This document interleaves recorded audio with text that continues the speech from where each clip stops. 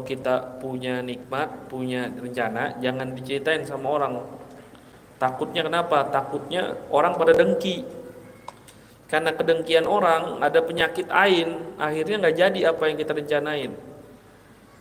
Jangan suka membicarakan rencana kita yang baik kepada orang lain, karena orang lain itu terkadang hanya bisa menghancurkan, bukannya ngebantuin, bukannya dukung, malah ngejatohin. Kita berencana, wah gue pengen ini, udah jangan lu mah susah, udah nanti nggak bakal bisa, udah nggak usah dicoba. Akhirnya kita jadi down.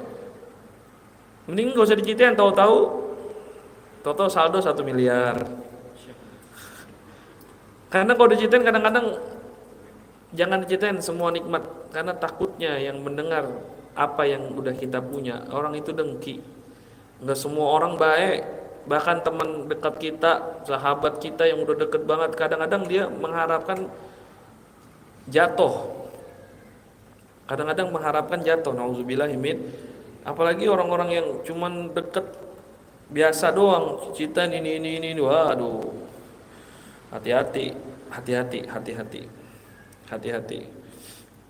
Takutnya ada yang dengki kepada kita, dan pasti ada yang dengki. Likulli ni'matin mahsud. Segala sesuatu nikmat itu pasti ada yang mendengki. Kita cuman nggak tahu kadang-kadang, tapi ya pasti ada yang mendengki. Makanya kalau bisa nikmat dan itu jangan jangan diceritain. Ain itu penyakit yang tanpa sebab, yang nggak bisa didiagnosa oleh dokter. Ya salah satunya itu kalau kita kena ain ya kita jadi malas ibadah. Ada yang seperti itu. Ada yang misalnya tahu-tahu kita, muka kita nih kenapa nih gatal-gatal, hancur. Di dokter nggak ada sebabnya. Kenapa? Karena ternyata justru dia punya ain. Auzubillahi min dzalik. Makanya cara kita tahu diri kita itu punya ain, kita nih ibadah rajin apa males. Makanya kebiasain kalau counternya penyakit ain itu adalah kita baca setiap kita mau posting sesuatu. Kalau sesuatu yang kita punya itu tulisin Masya Allah Tabarakallah. Masya Allah Tabarakallah, itu bisa menangkal daripada ain. Kita punya motor, tulisin gak apa Masya Allah Tabarakallah, tapi jangan di bagian belakang. Kenapa? Karena bagian belakang bisa kecipratan kotoran. Takutnya motor kita cakep, ada yang pengen, akhirnya kenain, tahu-tahu rusak mulu. Kalau kita punya anak, jangan terlalu diposting. Kalau mau posting tapi tulis Masya Allah Tabarakallah. Takutnya tuh anak, wah ini ya Allah cakep banget ya dia anaknya ini. Akhirnya jadi sakit. Kebanyakan dipuji, kebanyakan di alam, kebanyakan diliatin, jadi penyakit sama tuh. Kadang-kadang ada perempuan tuh habis upload foto mukanya gatal-gatal. Ternyata apa? Ternyata yang ngelihat itu ada yang punya penyakit ain. Dan kita itu nggak tahu. Kita kadang punya penyakit ain tapi kita nggak tahu. Karena ini kita aja yang ngelihat.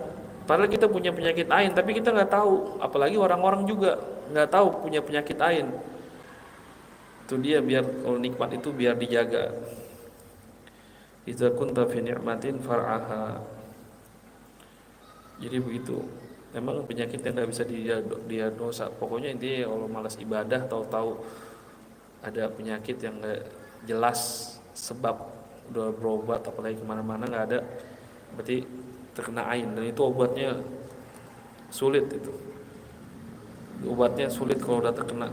Karena Allahumma nas'alukal afwa wal afiyah, kita baca tuh biasanya rotibul haddad tuh ada doanya tuh, Allahumma na'udzubika, Allahumma nastaghfiruka wa nastaudika alil abdana usana wa afwana Allahumma wa qul Allahumma ja'alna wa iyahum fika nafika wa iyadika wa jiwarika min kulli syaitonin marid, setan yang kurang ajar, min kulli syaitan marid, min kulli syaitan marid, apa itu saya, wa jabarin anit wadi ainin wadi bagin, tambahin wadi ainin wadi bagin wadi ainin, dan orang yang punya penyakit ain.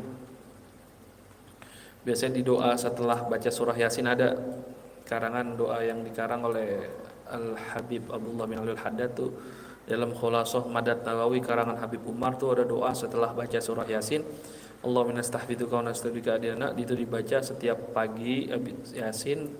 Habis itu doa baca Yasin, itu juga minta perlindungan kita dan keluarga kita daripada penyakit ain. Jadi begitu. Kita berlindung kepada Allah Subhanahu wa taala. Lagi